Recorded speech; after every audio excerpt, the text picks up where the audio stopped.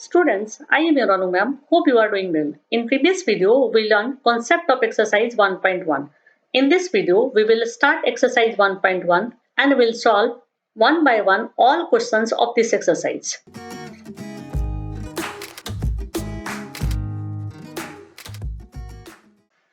यदि आप इस चैप्टर के कॉन्सेप्ट को समझना चाहते हैं तो इस वीडियो के डिस्क्रिप्शन बॉक्स में कॉन्सेप्ट समझाए हुए वीडियो का लिंक दिया हुआ है, आप वहां से उसे देख सकते हैं। और यदि वीडियो पसंद आए तो प्लीज लाइक करना ना भूलें। तो चलिए हम लोग स्टार्ट करते हैं एक्सरसाइज 1.1 के क्वेश्चन नंबर 1 से। Question number 1, use Euclid's division algorithm to find the HCF of first part of the question 135 and 225, second part of the question 196 and 38,220, third part of the question 867 and 255। इस question में Euclid's division lemma का use करते हुए इन तीनों parts के two numbers के HCF निकालना है। ओके, तो हम लोग फर्स्ट पार्ट से स्टार्ट करते हैं। फर्स्ट पार्ट में टू नंबर्स दिए हुए हैं 135 एंड 225 और ये इक्लिप्स डिवीजन लेमा है।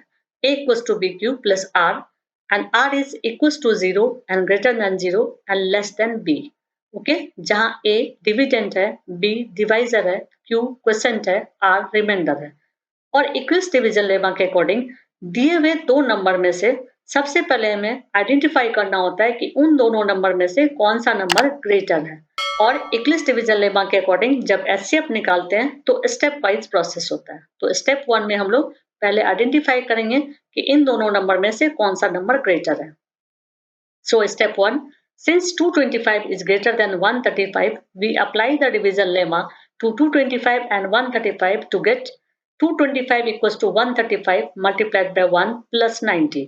यहाँ पर चूंकि 225 ग्रेटर नंबर है इसलिए इसे एज ए डिविडेंड माना गया और 135 स्मॉलर नंबर है इसलिए एज ए डिवाइजर माना गया। और जब 225 को 135 से डिवाइड करते हैं तो 1 क्वोशेंट आता है और जब 225 से 135 को सब्ट्रैक्ट करते हैं तो 90 रिमाइंडर आता है। और इक्लिप्स डिवीजन लेमा ये बताता है कि जब तक रिमाइंडर 0 ना आए तब तक स्टेप को आगे बढ़ाते जाना है।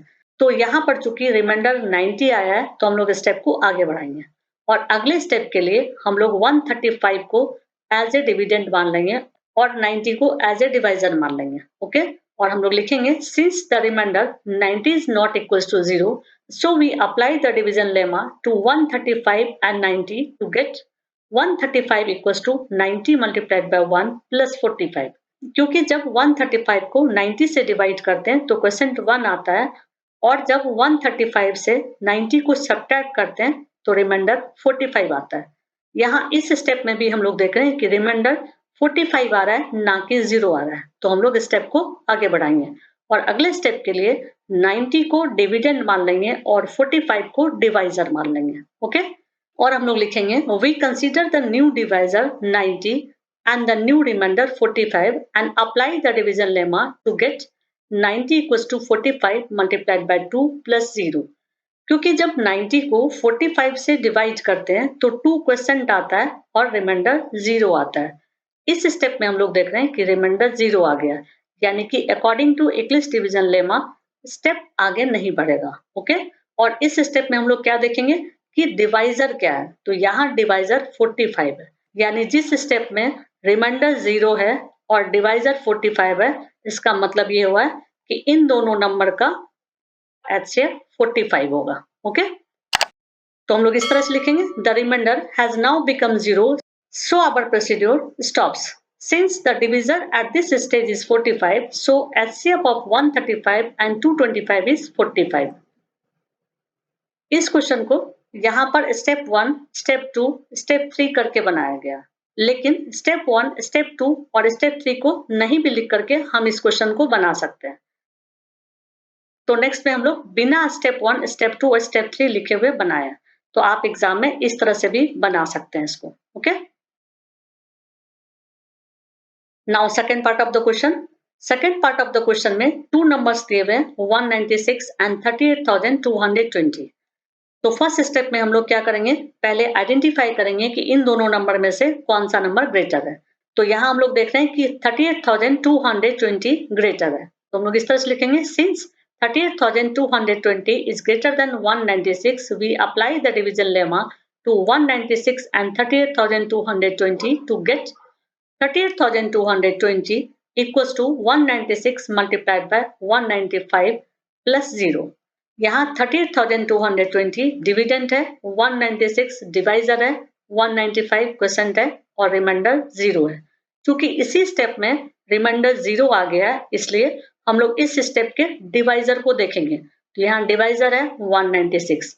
इसका मतलब हुआ है कि 38,220 और 196 का HCF 196 होगा। ओके, हम लोग इस तरह से लिख देंगे, the remainder has now become 0, so our procedure stops. Since the divisor at this stage is 196, so HCF of 196 and 38,220 is 196. इस क्वेश्चन को मैं दूसरे मेथड से भी बताई हूँ, लॉन्ग डिवीजन मेथड से। ओके, तो उसे भी समझा देती हूँ। यहाँ पर इस मेथड में 38,220 को डायरेक्टली 196 से डिवाइड करेंगे और फिर सेकंड टाइम में 196 को 196 से भी डिवाइड करेंगे। ओके, तो पहले हम लोग इसको देख लेते हैं। जब 38,220 को 196 से डिवाइड करते हैं तो स्टेप 1 में 1 टाइम ले जाते हैं और यहाँ लिख देते हैं 196। फिर 38,220 से 196 को सब्ट्रैक्ट कर लेते हैं तो रिमाइंडर आ जाता है 1,862। अब 196 को 9 टाइम्स ले जाते हैं जिससे नंबर आ जाता है 1,764 और 1,862 से जब 1,764 को सब्ट्रैक्ट करते हैं तो रिमाइंडर आता है 980। अब 196 को 5 टाइम्स ले जाते हैं तो जब 196 को 5 टाइम्स ले जाते हैं तो नंबर आता है 980। फिर 980 से 980 को सब्ट्रैक्ट करते हैं तो रिमाइंडर आ जाता है 0। ओके, अब नेक्स्ट स्टेप में हम लोग 196 से 196 को डिवाइड करेंगे तो 1 टाइम जाने पर रिमाइंडर आ जाएगा 0। इसका मतलब हो गया इन दोनों नंबर का HCF हो जाएगा 196। तो हम लोग लास्ट स्टेप में लिख देंगे, सो HCF ऑफ 196 एंड 38,220 इज 196। क्योंकि जब हम 196 से 196 को डिवाइड करते हैं तो रिमाइंडर 0 आता है और 196 से 38,220 को डिवाइड करते हैं तब भी रिमाइंडर 0 आता है। Okay, now third part of the question. Third part of the question में 2 नंबर्स है 867 एंड 255। अब हम लोग फर्स्ट स्टेप में इन दोनों नंबर में से आइडेंटिफाई करेंगे कि कौन सा नंबर ग्रेटर है। ओके, तो लिखेंगे since 867 is greater than 255, we apply the division lemma to 867 and 255 to get 867 equals to 255 multiplied by 3 plus 102। यहाँ पर 867 एज ए डिविडेंड लिया गया है क्योंकि ये ग्रेटर नंबर है। 255 डिवाइजर लिया गया है क्योंकि ये स्मॉलर नंबर है। और जब 867 को 255 से डिवाइड करते हैं तो 3% आता है और रिमाइंडर 102 आता है। यहाँ इस स्टेप में हम लोग देख रहे हैं कि रिमाइंडर 0 ना करके 102 आ रहा है। इसका मतलब है कि इक्लिप्स डिवीजन लेमा के अकॉर्डिंग स्टेप को आगे बढ़ाना है। तो हम लोग इस तरह से लिख देंगे, since the remainder 102 that is not equals to 0, so 255 equals to 102 multiplied by 2 plus 51। यहाँ इस स्टेप में 255 को एज ए डिविडेंड मान लिया गया और 102 को एज ए डिवाइजर मान लिया गया। और जब 255 को 102 से डिवाइड करते हैं तो 2% आता है और रिमाइंडर 51 आता है। यहाँ इस स्टेप में हम लोग क्या देख रहे हैं कि रिमाइंडर 0 ना आकर के 51 आ रहा है।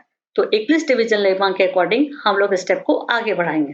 तो हम लोग इस तरह से लिखेंगे, since the remainder 51 not equals to 0, so 102 equals to 51 multiplied by 2 plus 0। यहाँ पर 102 को डिविडेंड मान लिया गया है और 51 को डिवाइजर मान लिया गया।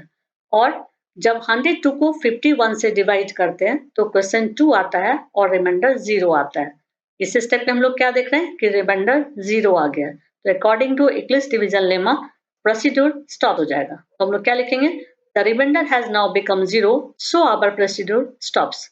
Since the divisor at this stage is 51, so the HCF of 867 and 255 is 51। क्योंकि यहाँ पर डिवाइजर क्या आ रहा है 51, इसीलिए इन दोनों नंबर का HCF 51 हो जाएगा। ओके, यदि समझाने का तरीका पसंद आया होगा तो प्लीज वीडियो को लाइक जरूर कीजिएगा और शेयर जरूर कीजिएगा।